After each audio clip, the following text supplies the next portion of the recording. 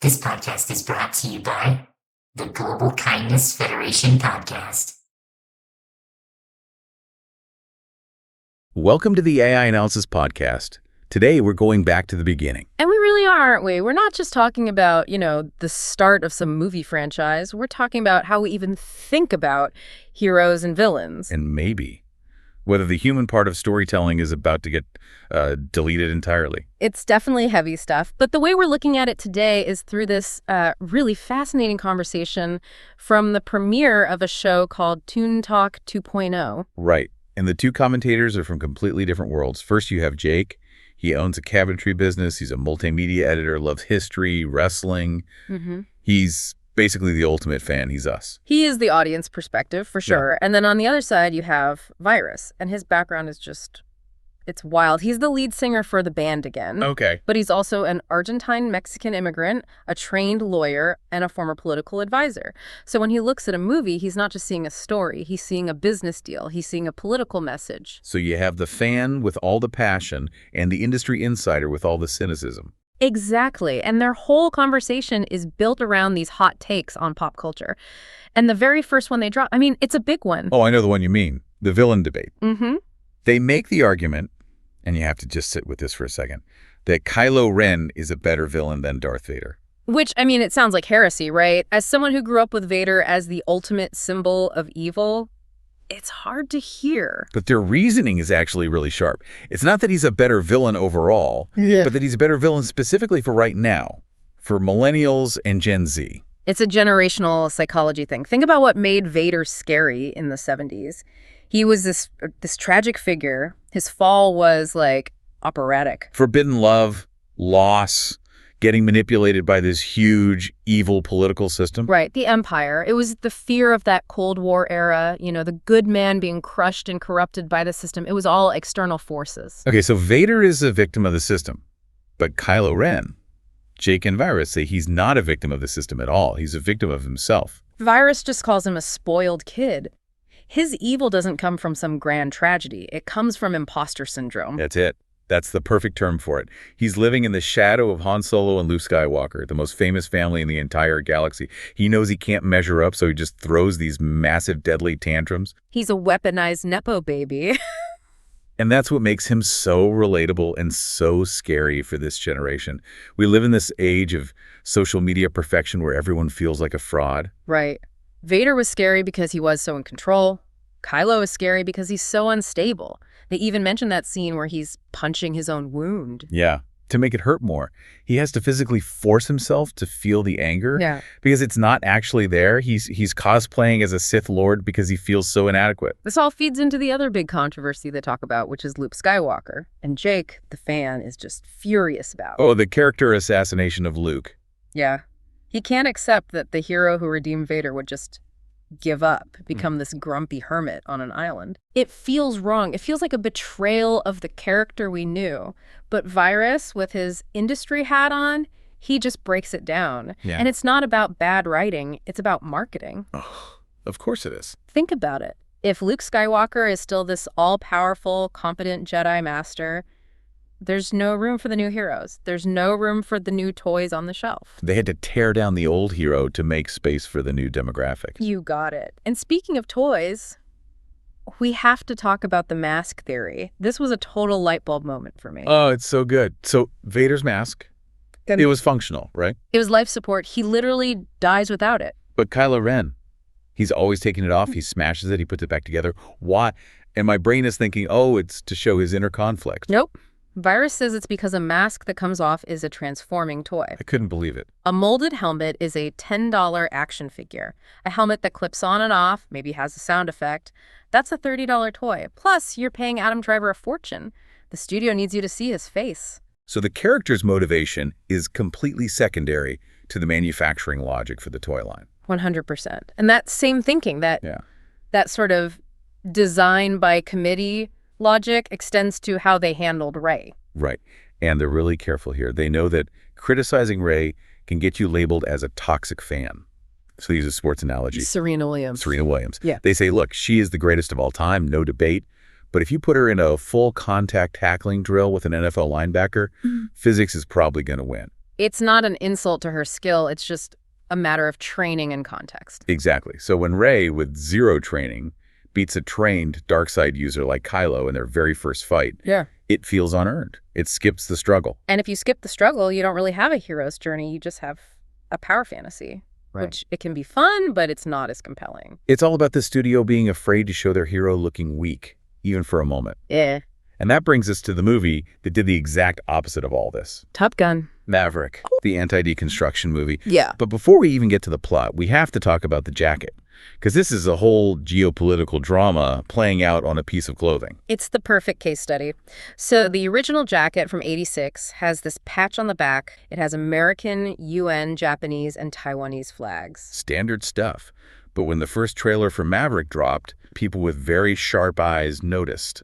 The Japanese and Taiwanese flags were gone. Yep. They were replaced with these sort of ambiguous, generic symbols. And everyone knew why immediately. China. A huge Chinese tech company was one of the main financiers of the film. And you absolutely cannot show a Taiwanese flag in a mainstream movie if you want it to be released in mainland China. It's a red line. So the studio caved. They scrubbed the flags to keep the investors happy and secure that huge Chinese box office. But then the plot twist. The pandemic hits. The movie gets delayed over and over, and the Chinese financier pulls their money out. So when the film finally comes out, the flags are back. Because the Chinese money was gone, the obligation to the Chinese censors was also gone. And Jake's theory, which I think is fascinating, is that this might have actually saved the movie. Once they stopped trying to please this international censorship board, they could just focus on making a great story. And they did. They made a love letter to the original. It proved that sometimes, authenticity actually sells better than appeasement. It just felt so different. They didn't make Maverick a broken old man. They just let him be a hero. It felt like the legacy was actually being protected.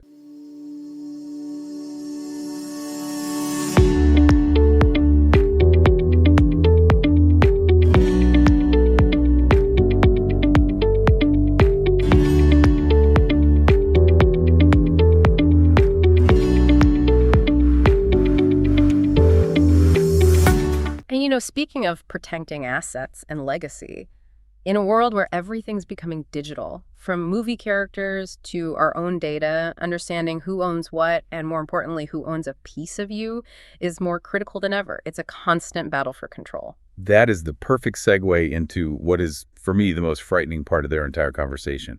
The actors' strike, SAG-AFTRA, and the very real threat of AI. And this isn't just about AI writing a bad script. This is, as they put it, about AI stealing faces. This is where Virus's legal background just makes your blood run cold.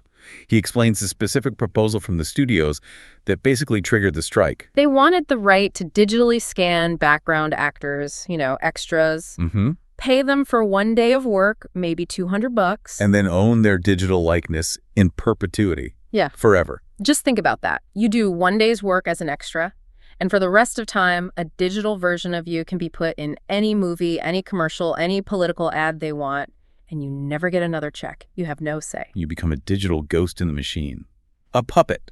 But it goes way beyond just the extras. They bring up the big talent agencies like CAA and this concept they're pushing called metahumans. Which sounds like something from a comic book, but it's very real. It is. The fear is that we're heading towards a future of what they call legacy avatars. Why risk casting some new, unknown 25-year-old when you can license the digital rights to a young Harrison Ford or Tom Cruise? You can just use AI to de-age them, make them do impossible stunts. Yeah. You could have Tom Cruise starring in Mission Impossible 27 when he's 150 years old. That's the Harrison Ford forever problem. And Jake makes this brilliant point. If we had this tech in the 80s, we would have just kept making movies with a digital John Wayne. And if we'd done that, there would have been no Harrison Ford. He would have never gotten his break. You're cutting off the entire pipeline for new culture, for new stars, and Virus ties this to his relativistic theory of fame using, of all people, Justin Bieber. I loved this part because I am not a fan, and they aren't either, but the argument is solid. It's so solid. He says, look, you and I might hate his music, but for an entire generation of people, Justin Bieber is their Elvis. He is their Michael Jackson. Right. The cultural impact, the hysteria, it's the same phenomenon. Right. The vessel changes, but the energy is identical. Exactly. But if AI freezes Hollywood in place, that cycle stops. We don't get the next Elvis because the algorithm will just keep giving us the original one on an infinite loop. It's the gentrification of art. You're pushing out the messy, new, authentic creators to make room for predictable, high-value digital assets. And this is where the conversation takes this really sharp turn. Virus connects that corporate land grab mentality to what happened with the wildfires in Hawaii. Okay, this is the connecting the dots moment where it gets into real-world politics. He compares the fires in Lahaina to the history of Dodger Stadium. For anyone who doesn't know the story, the land where Dodger Stadium now sits used to be a thriving Latino community called the Chavez Ravine. Right.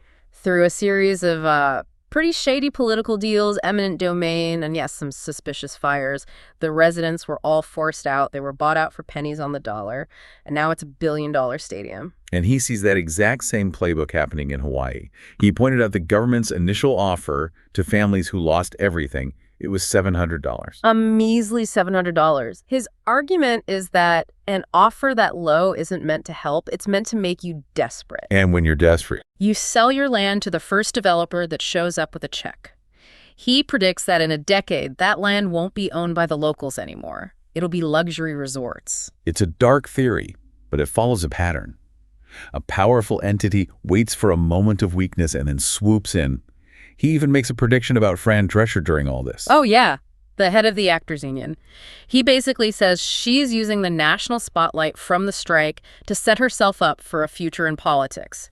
He specifically predicts a run for the Senate. Which, in this day and age, the nanny becoming a senator sounds completely believable, actually. It really, really does. Okay, so we've gone through a lot of dark stuff. AI zombies, land grabs, corporate cynicism.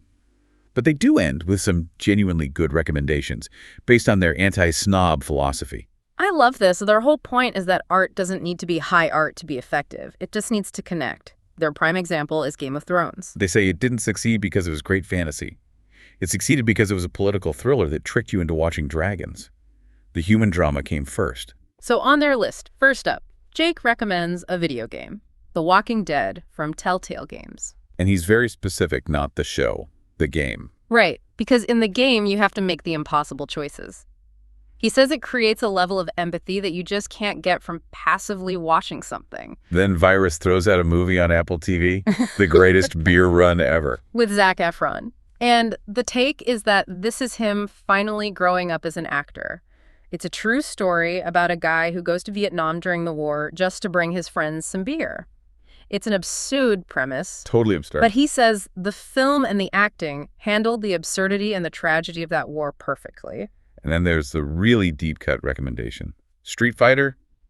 Assassin's Fist? This is the one I immediately had to look up. It's a fan-made series on YouTube. Normally, a company like Capcom would sue something like that out of existence. They would shut it down in a second? But this series was so good and so respectful of the lore that Capcom just let them do it. They argue it's way better than any of the big-budget Hollywood versions because it was made by people who actually care. It comes right back to that Top Gun idea. Respect the source material. And they end with this comparison that just reframes everything. They say Sons of Anarchy is just Hamlet. It is. The usurper king, the conflicted prince, the manipulative mother. It's Shakespeare with motorcycles, and Breaking Bad is Faust. The man who sells his soul, not to the devil, but to his own ego for power. It really is the same handful of stories, just told over and over. Which is the perfect summary of this whole analysis.